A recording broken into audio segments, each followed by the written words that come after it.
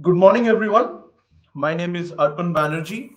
I am a doctoral fellow at the Department of East Asian Studies, University of Delhi, and also academic counselor at IGNOU. And I'm going to teach you the paper, which is Administrative System at State and District Levels. So, this is the paper that we are going to discuss. The code of this paper is BPSC 134. So, I welcome you all to my learning session. So let us begin by seeing what the syllabus of this paper entails. What does it consist of? This paper, administrative system at the state and district levels. So if you see, the first block of this paper is concerned with the historical context. And as part of the historical context, we are going to do the first unit of this paper, which is related to state and district administration, the evolution of state and district administration in our country. Afterwards, the second block, it is related to state and district administration, democracy in India. So, as part of that, we are going to do constitutional profile of the state administration. We are going to do the state secretariat. We have done the Union Central Secretariat in the previous paper. Here we are going to do the state secretariat, its organization and its functions. Moving on, we are also going to discuss the patterns of the relationship between the secretariat and the directorates. So, the relationship between the secretariat and the directorate, that we are going to do. Afterwards, we'll discuss the state services and also the public service commissions of the states, the state public service commissions, that we are going to do, and also the subordinate services in the states as well. Finally, we are going to do the state planning board or the state planning commission. So this is what we're going to discuss in the second block of this paper. In the next block of this paper, we are going to discuss the State Finance Commission. We are going to discuss the State Finance Commission in this second block only. So in this second block, we are going to discuss the State Finance Commission as well. Afterwards, we'll discuss the State Election Commission, which is concerned with conducting the elections of the local bodies, that is the Panchayati Raj institutions and the municipal bodies. So that we are going to do here when we discuss the State Election Commission. We are also going to discuss the functions of the State Finance Commission, how the State Finance Commission, it makes recommendations to the state government in order to allocate funds to the local bodies, that is the Panchayati Raj institutions and the municipalities. So based on the recommendation of the State Finance Commission, the government of a particular state, it allocates funds and then it gives grants and aids to the local bodies in order to ensure their effective functioning. And also we will discuss the State Election Commission as well as part of this paper. We have discussed the Central Election Commission in the previous paper, that was administrative system at the union level. Here we are discussing the State Election Commission, how it performs its functions regarding and what is its constitutional duty, that is conducting the elections of the local bodies. All right, it was created as part of the 73rd and 24th Amendment, both these State Finance Commission and State Election Commission. Then we are going to discuss the role of the local at the state level and the role that it plays in keeping the check on corruption. Moving on, we'll discuss the judicial administration at the state and the district level as part of this paper. Finally, after that, we'll discuss the role of the district collector. So if we are discussing administration at the district level, we cannot overlook the functions of the district collector. That is very important. Moving on, we are also going to discuss the Panchayati Raj system at the state and district level and the municipal administration. So the 73rd and 74th amendments we are going to discuss. And finally, we'll discuss the emerging issues. The emerging issues in state and district administration is related to center state and local administrative relations. So earlier, before 1992, before 73rd and 74th amendments came into effect, it was only the center state relations. Now there's the local government bodies as well, the Panchayati Raj institutions having the Zila Parishad, the Panchayat Samiti, and the Gram Panchayat, and also the municipal bodies that are there, the different municipal corporation, the municipalities, the town area committees. So all these have come into being. So now we are going to discuss the center, state, and local administrative relations. We have discussed the center state relations as part of federalism in the previous paper. Here we are going to discuss the center, state, and local administrative relations. So our focus is going to be on this paper. Our focus is going to be on the local administrative apparatus. So let us begin this paper, that is the administrative system at the state and district level. So let us begin by discussing the state and district administration, the first block, and how it has evolved in India. So we are going to trace its history, its evolution. So India, that is Bharat, is a union of states. It is given in the Constitution of India. So the territory of our country, it comprises of the territories of states and union territories. So although development of the states in our union in India, it can be traced back to the British rule in India. The foundation, if we have to look at the foundation of state administration, that has been laid in ancient times. We have already discussed how the administrative apparatus was during the Mauryan period, during the period of the Gupta Empire. What all things did Chanakya suggest in order to make administrative apparatus more effective? We have discussed all those things. So the foundation of state administration in our country, it was laid in ancient times, and it continued in different periods of his Indian history. So despite change in regime, just despite different empires and different dynasties coming into power, what we get, the one thing we can notice is that there was a continuity. There was a continuity in the administrative apparatus. The administrative practices of a certain empire were not completely done away with by its succeeding empire. They kept some of the good things, some of the things that the succeeding empire thought were they kept them. So that is why we can see that there is a continuity in administration in different parts of Indian history, and that we are going to discuss in this paper. So if we talk about the district, because the district is a very important aspect of Indian administration, a very important component, it is the very basic level of Indian administrative apparatus. The district as a unit of state apparatus, that has been in existence. So, and all the succeeding imperial powers, that is the Guptas, the Mughals, and the British, they invariably adopted the territorial pattern and made district a sub-state. So district is like a sub-state. It is like a state in itself. So if we see the Guptas, the Mughals, and the British, they all adopted the territorial pattern that was developed by the Mauryas. The district level administration has remained quite the same. It has not changed much.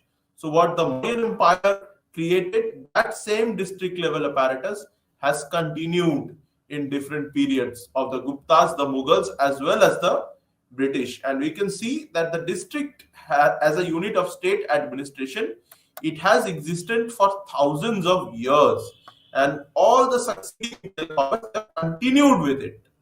They have not done away with it, and that is why district is like a sub-state. It's like a state within a state.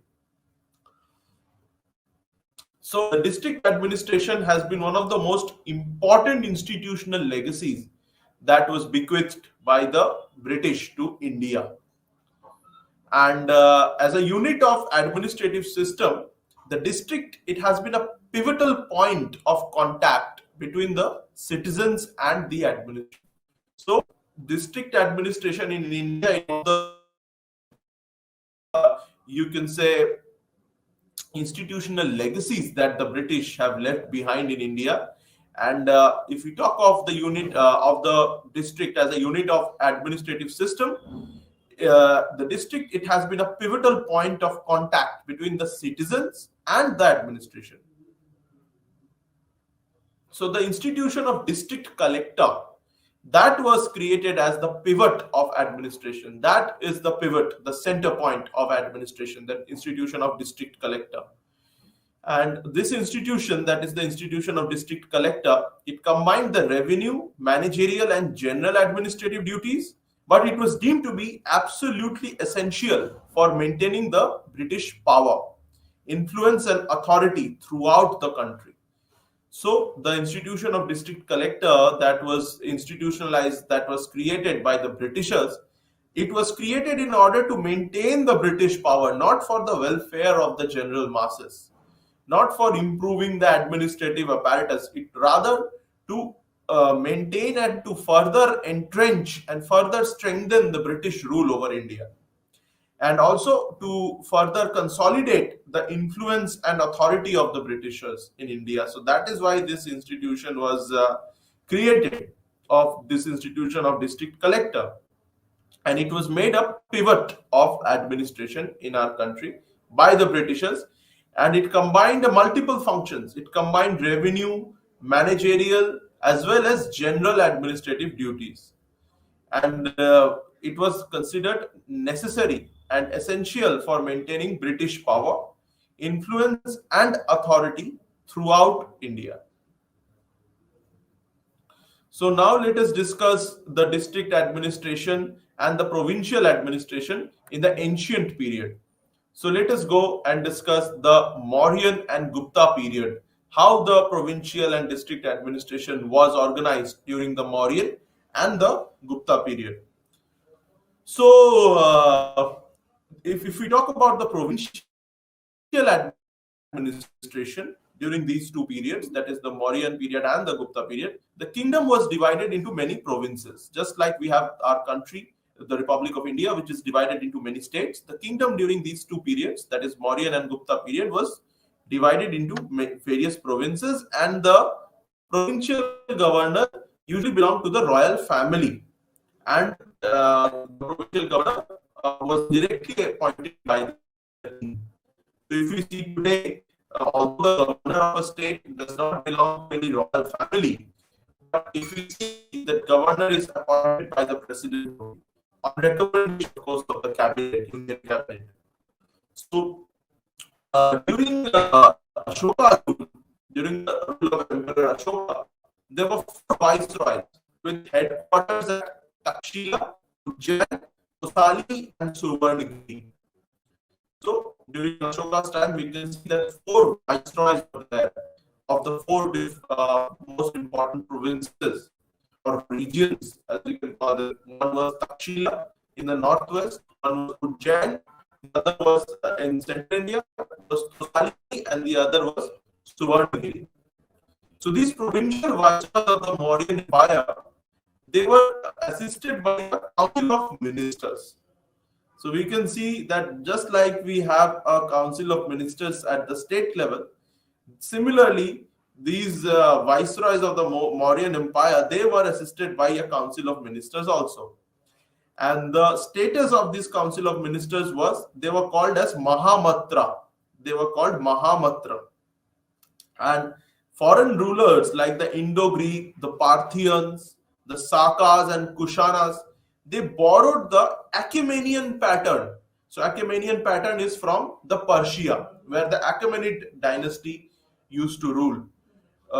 So the foreign rulers who established empires and kingdoms in India, like the Indo-Greeks, the Parthians, the Sakas who came from Central Asia, the Kushanas also came from Central Asia, they borrowed the Achaemenian pattern of designating provincial heads as Kshatraps and Mahakshatraps. So provincial heads were designated as either Kshatrap or Mahakshatrap. And this pattern was borrowed from the Achaemenid dynasty or Achaemenid Empire of Persia, which is modern day Iran.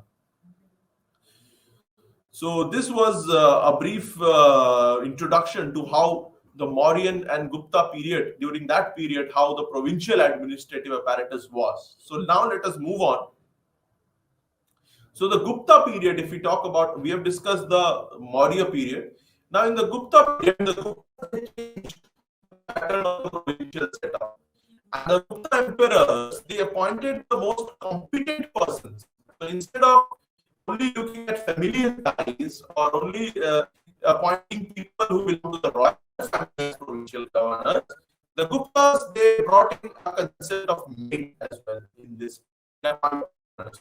So what they did was that they appointed the most competent persons as provincial governor, irrespective of whether that person belonged to the royal family or not. And that provincial governor was called Upadika. Sometimes these provincial governors seem to be hereditary, as the same family acted as provincial head under several rulers. So, however, later on, this position became hereditary as well, since the same family acted as provincial head under several rulers. And the provinces, they had branches of almost all the departments working at the center. So just like we have today, except some of the departments which are in the union list, for example, defense, currency, foreign affairs, these departments are not there at the state level because they are not in the state list. Most of the departments which are there at the union level, they're also present at the state level as well, even today, if we see. So this can be the evolution of this pattern. It can be traced back to the Gupta period. So just like we have a finance ministry at the center, we also have finance ministry at state level. We have agriculture ministries at the center. We have agricultural ministries at the state level. Education ministry at the center. Education ministries at the state levels also. So similarly, the provinces, they had branches of almost all the departments that were working at the center. And the category of provincial officials, they included the Kumar Amatya or the chief minister. The chief minister was called the Kumar Amatya. The Ran Bandhikarana or the office of the military exchequer, who was called the Ran Bhandar Adhikarana. That was the office of the military exchequer. The Dand Pasadhikarana, who was the chief of police. So we see at provincial level, DGP, the Director General of Police. That was an institution similar to that, was that of the Dand Pasadhikaran. At the state levels, there was also a Ran Bhandar, an office which was of the military exchequer. The chief of police was also there. The chief justice was called the Mahadand Nayak. And there was a chief censor as well, who was called the Bhat Ashwapati. And finally, there was a chief chamberlain as well, a chamberlain to a deputy to the Kumar Amatya or the chief minister. It's called the Mahaprata. Offices, some of which still exist today. For example, the chief of police, the chief minister, and the chief justice as well of the high courts at the state level. We can trace their evolution period. So moving on to discuss the local, this was the provincial administration that we have discussed during the Gupta and the Maurya period. So the local administration, let us discuss the local administration.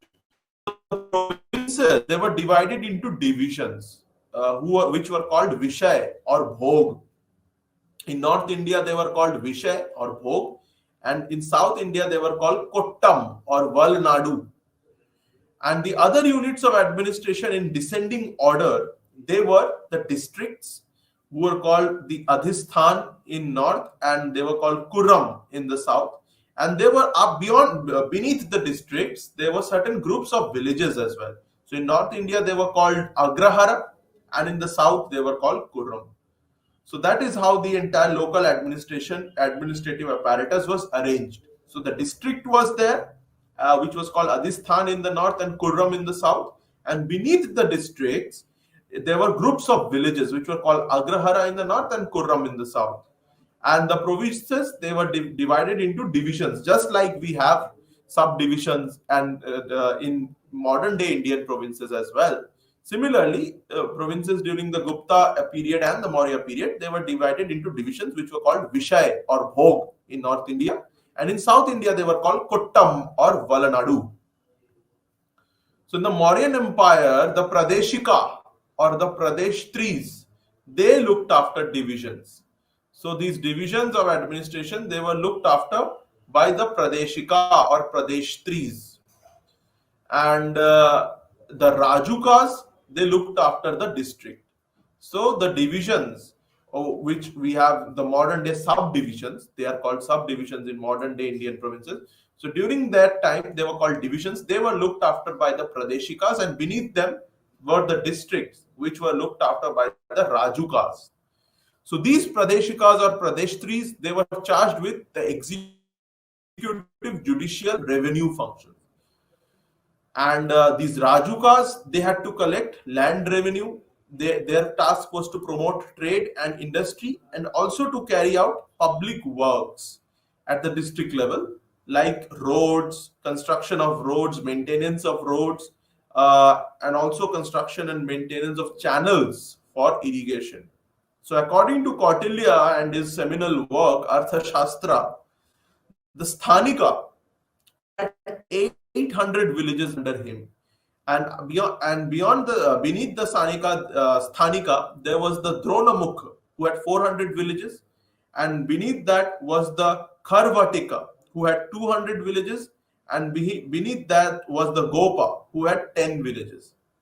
So this was the entire hierarchy of administration, which depended on the number of villages a person had under his supervision.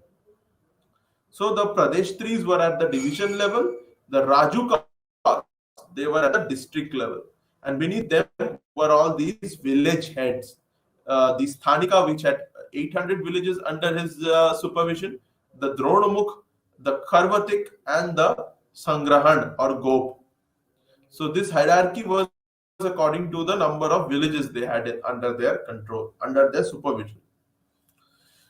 And this was during the Maurya period. As we have discussed, we get to know all these things from Arthashastra by Kautilya. Now, during the Gupta period, the local administration was pretty well organized. If we see the local administration during the Gupta period, a number of districts formed, and there was a number of districts they compiled. They consisted of one bhukti, and each district was called Vishay. So just like we have subdivisions, for example, in Uttar Pradesh, there are 18 subdivisions. So one subdivision includes multiple districts. Similarly, multiple districts, they were combined to create one bhukti. So a bhukti was somewhat similar to the modern day subdivisions that we have in Indian states, which are created for efficient administration. So these subdivisions were called bhukti back then during the Gupta period, and one bhukti consisted of multiple districts, similar to what we have today, that one subdivision consists of multiple districts. For example, in Uttar Pradesh, you see there are subdivisions. However, there are 80 districts, 75 districts. So there are 75 districts in UP, and there are 8 subdivisions. It consists of multiple districts. Similar, a system evolution of this modern concept of subdivisions to the Gupta period, where multiple districts, they consisted of one bhukti. So they were combined to create a bhukti. So a bhukti, it consisted of multiple districts, and each district was called Vishay. So the bhuktis were in charge of officers known as upas. So these subdivisions or bhuktis, they were headed by officers who were known as uparikas, and these uparikas, they were appointed by the emperor. So they were appointed directly by the emperor, and beneath that, the district, that is the Vishayas, they were governed by the Vishaypati. So the districts were called Vishayas, governed by the Vishaypati, and these Vishaypatis were sometimes either appointed by the Uparikas, who were in charge of the, And at other times, these Vishapatis were appointed by the emperor himself, the Gupta emperor himself. And the office of the Vishayapati was very well organized. It used to keep all the records and all the files related to the administration. And there was a designated officer also for these records. That officer was called the Pushtpal. The Pushtpal was the officer who kept all the administrative records of what was happening at the level, and what the head of the bhukti was doing, and the head of the bhukti, that is the uparika, was doing. And also the Pushtpal kept all the records of what was happening at the district or at the Vishay level, and what all the Vishayapati was doing. So all these records were kept by the Pushtpal, and the uparika was directly appointed by the emperor, and the Vishayapati in charge of the district, they were either appointed by the uparika or.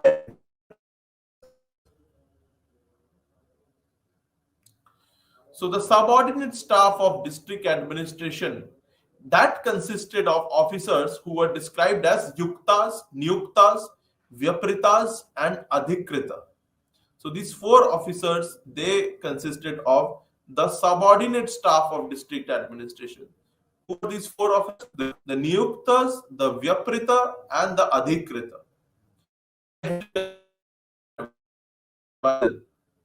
That represented different interests in the locality.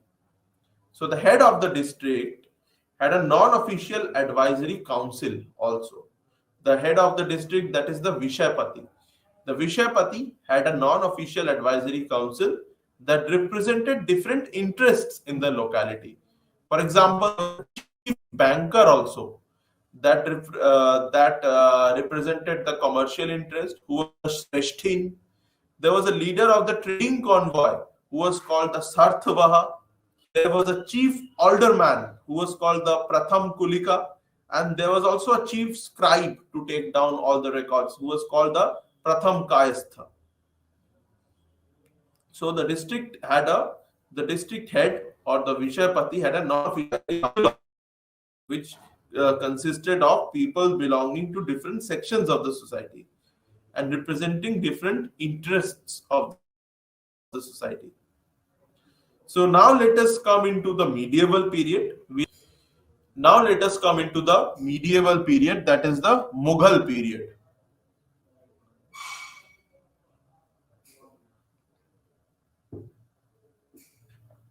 So during the Mughal period, that is 1526 onwards, the emperor was a supreme authority, and so it was monarchy, the Mughal period, and the emperor was the head of the government as well, and the emperor himself was the lawmaker and law force. So as you see, it was a very sensitive. The emperor's tone of the administration during the Mughal period. And for effective administration, the empire was divided into provinces, just like we had during the Gupta and the Maurya period. The Mughal period was also divided into provinces, but here we see that the institution of emperor became very powerful because it was an absolute monarchy. So let us now discuss the provincial administration of the Mughals. So during the time of Akbar, a strong base was formed for provincial administration. So the whole kingdom was divided into subas or provinces. The provinces were called suba, and it was during Akbar's time that provincial administration it developed in a very effective way, and the entire kingdom was divided into provinces or subas, and the territories of the provincial units, they were fixed, and there was a uniform administrative model that was established, and these models were subjected to minor changes to suit the local circumstances. And the control over the provinces, they were more effective with a team of officials that represented the different branches of the state activity. So we can see during Akbar's time, the provincial administration was given a lot of attention, and an elaborate provincial administrative apparatus was created. The territories of the provincial units, they were fixed. A uniform administrative model was established, which were also adjusted according to local circumstances. And there was a team of officials also who represented different branches of the state activity, and they ensured that the Mughal control over provinces that was more effective and smooth. So the number of provinces that were there, they differed under different Mughal rulers. So for example, during Akbar's time, there were 15 provinces, while during Jahangir's times, there were 18 provinces. And during Aurangzeb's time, there were 23 provinces. And each province was under a governor. And that governor was known as the Nazim, the Naib, or the Subedar or the Wali. So these different names were there for the governor: Nazim, Naib, Subedar, or Wali. This Naib later on went on to become the Nawab when they seceded from the Mughal Empire, when the Mughal Empire became weak. So the governor was a sort of a mini king within his own province. So within his own province, the governor was like a mini king. Many times the governor resisted central control as well, and the governor did not do as he was told. And many times these governors rebelled also. And during the later part of the Mughal Empire, that is after the death of Aurangzeb in 1707, we see that many of these governors, provincial governors, they became so powerful that they seceded, and they created their own dynasties, their own kingdoms. For example, what happened in Awadh, what happened in Hyderabad, these were all created by the provincial governors of the Mughals. Even Bengal seceded. So these governors were very powerful, and they were known as Nazim, Naib, Subedar, or either of these four names were used. And the governor within his own province, and governor was responsible for the maintenance of law and order, control of the local army, the realization of state dues, as well as provision of justice. So maintaining law and order, controlling the local army, the realization of the state dues, and provision of justice. These were the governor. And usually what we get to see is that members of the royal blood or confident nobles, they were the ones who were appointed governor. And the governor received authority from the Sultan. And the governor stayed in the office only as long as he remained in good books of the king. So we see that the governors changed because the king did not like the conduct of the governor, and changed, there was always a likelihood of a rebellion. So mostly these governors, the Subedars or the Naibs or the Nazims, mostly of royal, and they were on good terms with the king or the Sultan. And within their own provinces, they were like a mini king. Another important office during the Mughal period at the provincial level, which was only second but not subordinate to the Subedar, was the Diwan. The Diwan's office was also very important, and the Diwan's office was not by any means subordinate to the Subedar, because the Diwan was in charge of the revenue administration in the Mughal provinces. The Diwan was also appointed by the Sultan. So now let us discuss the district administration in the Mughal period. The Suba or the province was further divided into sarkars.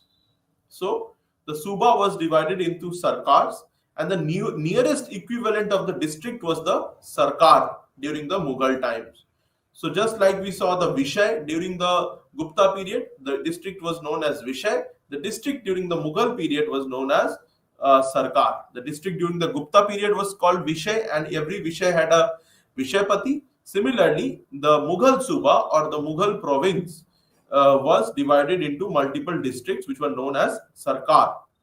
And just like every Vishay or every district in the Gupta period was headed by a Vishaypati, during the Mughal period, every district or every Sarkar was headed by a Fauzdar state. So, was headed by a Fauzdar. So, every Sarkar or district during the Mughal period was headed by a Fauzdar. And that Fauzdar was the executive head of the district administration. So the district administration was under the control of the Fauzdar, and the district was called the Sarkar. And the Fauzdar worked under the control of Subedar only. The Fauzdar was subordinate to the Subedar or the provincial governor. However, the Diwan who was in charge of the revenue collection was not by any means subordinate to the Subedar, but was equal to the Subedar only. However, the different Fauzdars that were there who were in charge of district administration, they were subordinate to the Subedar, and each district was known as Sarkar, headed by a Fauzdar. So we can see a continuity from the Gupta period only, where each district was headed by a Vishaypati and was called Vishay. So in addition to all these things, the Amal Guzar was the revenue official who worked under the control of provincial Diwan. And so the Amal Guzar was the revenue official who worked under the control of the provincial Diwan, and the Amal Guzar was assisted by a number of subordinates as well. So the revenue official or Amal Guzar worked under the control of provincial Diwan and was assisted by a number of subordinates as well. So each district was further divided into what were known as Parganas, and every Pargana was headed by a person called the Sikdar. So the districts were further subdivided into Parganas, and every Pargana was headed by a Sikdar. And in addition to what we have already discussed, that is the office of the Fauzdar and the Subedar and the Diwan, there was a Amal Guzar also, which were basically revenue officials, and they worked under the control of the provincial Diwan. And these revenue officials, they were assisted by a number of subordinates as well. And every district was subdivided into Parganas, and each Pargana was headed by a Sikdar. So moving on, if we see, this Sikdar was responsible for the maintenance of law and order as well as for administering criminal justice as well. And the other revenue officials who were there at the Pargana level, they were called the Amil and the Kanungo. And what was the functions of these Amil and Kanungo? They dealt with survey, assessment and collection of revenue. And in some of the Parganas, the Qazis, they decided the disputes. So this was the entire administrative apparatus. And the village during the Mughal time was the lowest unit of administration that was beneath the Pargana. And the Mughal village, it enjoyed a great amount of autonomy, the villages during the Mughal period. And most of the cases were decided by the people without any government interference.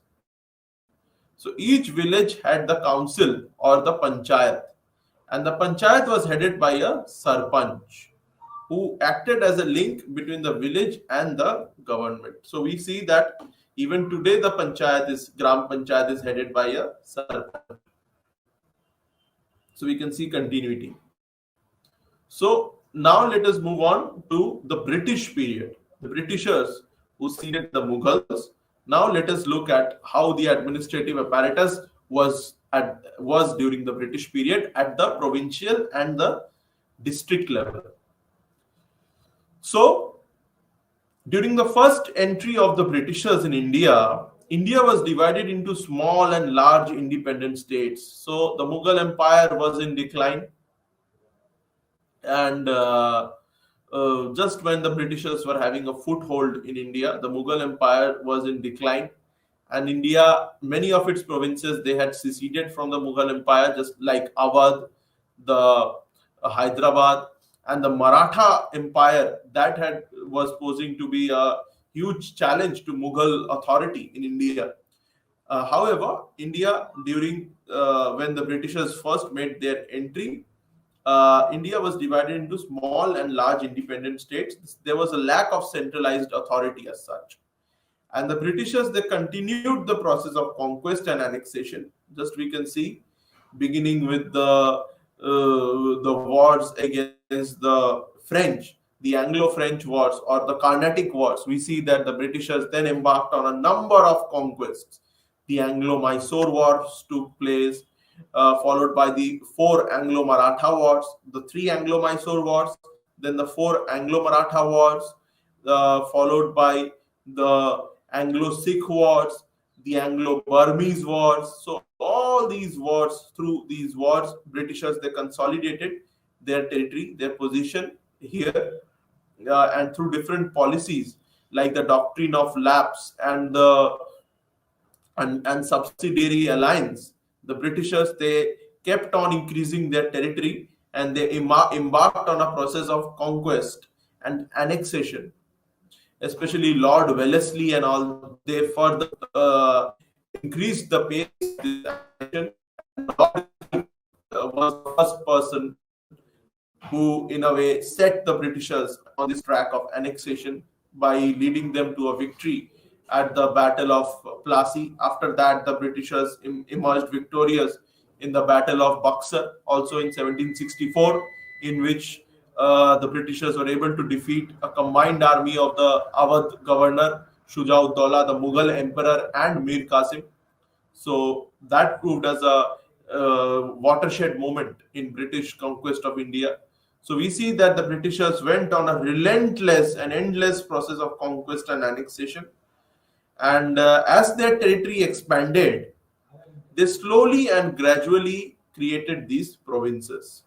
So as they came to control the entire country, they realized the need to slowly and gradually create these provinces in order to administer India more effectively, and in order to further consolidate their position in this vast country, to which they were quite alien. They were not at all familiar with its cultures, with its traditions. So that is why they felt that there was a need to create provinces. So once they consolidated their position, in order to hold on to these provinces, they create to these territories that they had conquered. The Britishers, they created these provinces, but they did it at a very slow and gradual pace, which depended on the pace of their conquest also. So the creation of the provinces by the Britishers, it was purely based on administrative convenience, economy, military strategy, and security. It had got nothing to do with the welfare of the people. It was only the only considerations that were involved were administrative convenience, economy, military strategy, and security.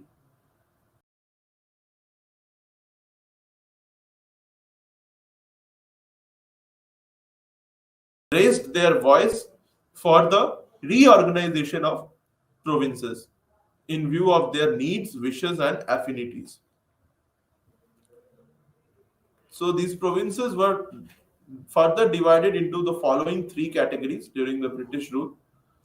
So the first category was provinces under the governor and his executive council.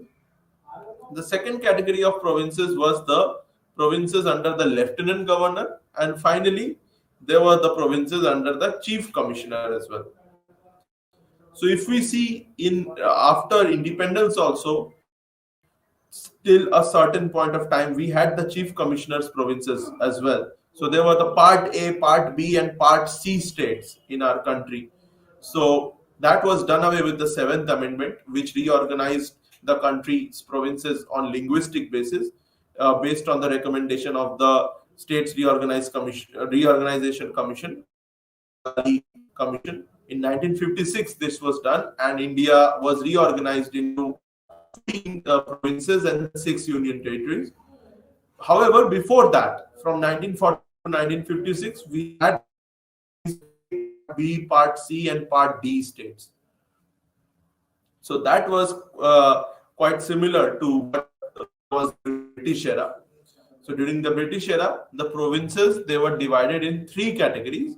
The first were the provinces that were directly under the governor and his executive council. The governor later on came to be known as the viceroy.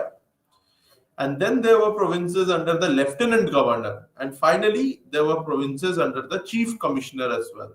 So these three categories of provinces. So in India at present, we do not have any such categories of provinces. All 28 provinces are equal, right? However, there are union territories, and there are some union territories which have legislative assemblies as well. For example, Delhi and Puducherry. So the Government of India Act 1935, that we have to discuss if we have to discuss the administrative apparatus during the British era. So this act, Government of India, envisaged an all India federation. And this all India federation which it wanted to create, that consisted of 11 governors provinces and 6 chief commissioners provinces, and as well as the Indian princely states also. So the chief prize awarded to the Indians by this act was the provincial autonomy. So this was something that the Indians were demanding for many, many years, autonomy or home rule, and they finally got it through the Government of India Act 1935. They were given provincial autonomy. And so once the Britishers gave this provincial autonomy, this gave an independent and autonomous status to the British Indian provinces. However, with the adoption of the new constitution and creation of 4 categories of states, that is Part A, Part B, Part C, and Part D states, the problem of reorganization of states, that was not yet over. And the demand for linguistic states, it continued. So we can see in 1936, the Britishers, they separated Odisha from Bengal presidency, and they created the separate state of Odisha on the basis of language. So despite creating Part A, B, C, and D states, there were demands for reorganization of states on linguistic basis, which was finally accepted by the Union government post independence also. And the 7th Amendment, Constitutional Amendment Act, was passed in 1956, as per which 14 states and 6 union territories were created on the basis of language. And in the post-independence era, just as I was talking on reorganization of provinces on the basis of language, in the post-independence era in 1953 December, the Union Parliament, it appointed a States Reorganization Commission that was headed by Fazal Ali, who was the chairman. The other members were Hridaynath Kunjru and K.M. Panikar. So on the basis of the report that was submitted by the States Reorganization Commission, because before this also many commissions, 2 prominent commissions were created in post-independent India. The most significant of them was the JVP Commission, or the Jawaharlal Nehru, Vallabhbhai Patel and Pattavi Sitaramaiah Commission. That commission, it did not give its recommendation in favor of a linguistic reorganization of states. However, the situation was escalated and exacerbated to such an extent in present-day Andhra, which was part of Madras state. So there was a huge demonstration and huge demand that was there in Andhra, the Telugu-speaking areas of the Madras state, to create a separate state for the Telugu-speaking people. And after one of their prominent leaders passed away after fasting for many months, whose name was Potti Sriramulu. So after his death, the central government, the situation, it exacerbated to such a level that the central government was forced to create the States Reorganized Commission, and it was headed by Mr. Fazal Ali. And this commission, it recommended in favor of a linguistic reorganization of states. However, it also said that language should not be the basis of states reorganization, but it also recommended a reorganization of state on the basis of language. However, it did not accept the formula that there should be one language or one state for one language. That was not accepted, but it nevertheless recommended for a reorganization. And on the basis of the report of the Fazal Ali Commission or the States Reorganization Commission in the year 1955, the Parliament it enacted the States Reorganization Act 1956, and the Seventh Constitutional Amendment Act was passed. And on the basis of this act, the states were organized into two categories, that is, states and union territories, which we still have today. And now it is pertinent to study about the state executive. So now let us see how the state executive works. So under the Indian Constitution, the federal structure of the Indian Constitution, there are autonomous state executives that have been established. Although the Government of India Act 1935 that had a plan to introduce a federal system of government in India, which had to consist of two types of units, that is the British provinces and the Indian states or the princely states. That that plan of reorganizing the states into a federal system that the Government of India Act had envisaged in 1935, that could never be realized. And it was never implemented in actual practice. And the provincial executive under British rule, it cannot be considered the old form of the modern state executive, as the provincial executive during the British time was an executive under a unitary state. So the provincial executive had no constitutional status because the federal features of the Government of India Act 1935 could never be fully implemented. So that is why the state executive did not have any constitutional status. However, the provincial executive under British rule up to the Montagu-Chelmsford Act of 1919 consisted of the governor and his council with the dominant position of the governor. So the provincial executive up until the Montagu-Chelmsford reforms of 1919, they consisted of the governor and his council with the dominant position of the governor. The diarchy system was introduced, wherein provincial subjects were divided into reserved and transferred. So, as per this system of diarchy, which was introduced by the Montagu-Chelmsford reform or the Government of India Act 1919, this Government of India Act 1919, it created two divisions in the provinces. So what were these two divisions? The governor with his executive council was the first division. So the provincial subjects, they were categorized into reserved and transferred. So the reserved subjects were given to the governor and his executive council, and the ministers, the governor and his council of ministers, they were made in charge of the transferred subjects. However, this system did not work. This was a farce.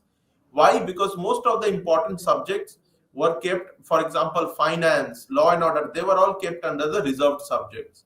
So this system of diarchy, it failed, and it was finally done away with by the Government of India Act 1935.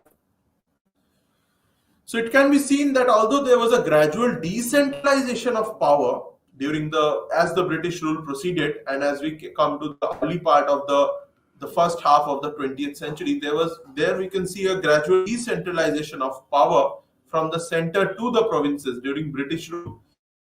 Yet, in the main provinces of the British Empire in India, the British Raj in India, in the main provinces, there was a sort of dependency that can be observed on the British center, on the central government. And the same was true of the provinces executive as well. So the machinery through which this dependency was perpetuated was the office of the governor. So the status of the state executive under the revised constitution of the Britishers, that was not to coordinate and co-equal with the status of the union executive. Although the state executive had been given a lot of power, but that did not mean that the state executive had become a co-equal of the union executive. And the state executive had a subordinate status. And although a federal scheme of polity had been envisaged by the Constitution in 1935, by the Government of India Act 1935, it could not be realized. It could not be put into practice, could not be implemented. Now, what was the reason for that? The Indian princely states, the princes, they did not participate in the implementation of this federalization. And one of the reasons why they did not participate was due to the outbreak of the Second World War. And finally, we see that when the Britishers left and the country was partitioned, there were many problems that this partition created. The aggression in Kashmir was one of these problems, and also the victory of the communists in the Chinese Civil War that influenced the framers of our constitution in favor of creating a strong center and weak province. So that is why we have a quasi-federal system. We do not have an absolutely federal constitutional apparatus. So in our constitution, Article 256, 257, 365, as well as many other articles, they will show that the state executive, it has to work under the guidance and direction of the union executive only. So if the state executive refuses to follow the directions of the union executive, under Article 365, the union executive can recommend for president's rule and can completely do away with the state executive. So failure of the state executive to comply with the directions of the union executive, that can result into the proclamation of emergency under 365. And also the union executive can also can also recommend to the president proclamation of emergency on the behest of breakdown of constitutional machinery. However, since the S.R. Bommai judgment in 1954, it has become very difficult, because the grounds on which the union government recommends imposition of president's rule in a particular province, that is now under the purview of judicial review. That is why we see that since 1994, it has become increasingly difficult to implement president's rule in any state. And while this president's rule is implemented, the president assumes all of the functions of the government of a particular state, and the executive of the state, it has to work on the same lines as the union. So we have already discussed that the state executive, it consists of the governor appointed by the center, by the president on recommendation of the Council of Ministers, and the real executive, the real powers in the state lie with the governor. Is the nominal executive at the state level. However, the real executive is the chief minister and his Council of Ministers under Article 104. A little bit about the district administration. So even at the district level also, in modern India as well, the district is the principal unit of territorial administration even today. And the Mauryas, as we have already discussed, they were the ones who built up their imperial system in the country, and they were the most prominent territorial unit, which was later on carried on by succeeding empires. And they centralized its administration with all powers that were concentrated in a single officer called the Rajuka, who was at the apex of the hierarchy. So the Britishers, they consolidated their territories generally in terms of the existing districts only, and they, in the early part of the rule, they believed that the larger the district, the greater the economy of its administration, and the higher the stature and prestige of their district officer. So they created large districts.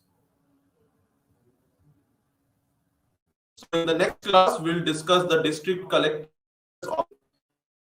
Continue further with this block only, that is the evolution of administration at the state and the district level, and we'll discuss the district collector's office in the